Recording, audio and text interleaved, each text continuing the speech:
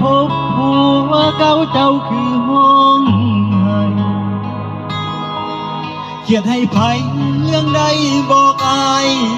ได้บอกหรือเขาคนนั้นมาทำให้น้องต้องเสียใจ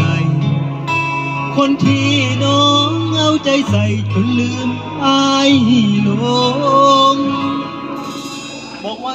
อายขอมาฟังเรื่องราวทุกอย่างเรื่องผ่านมาที่ต้องเจ็บซ้ำจะบอกถือสาอายพร้อมที่จะมอบใจให้ทุกเวลาอดีตเรื่องราวผ่านมาเริ่มต้นกันใหม่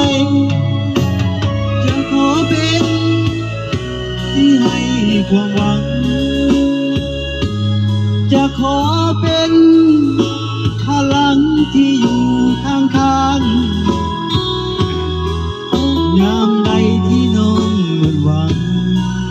อายพร้อมนำแสงสว่างเป็นได้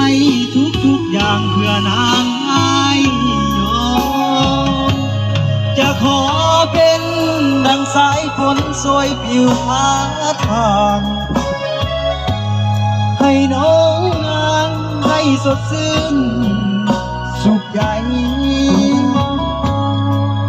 ถึงการเวลาเลื่อนลอยผ่านไปเนิ่นนานเท่าใดพร้อมที่คบกับคนใหม่สองเฮา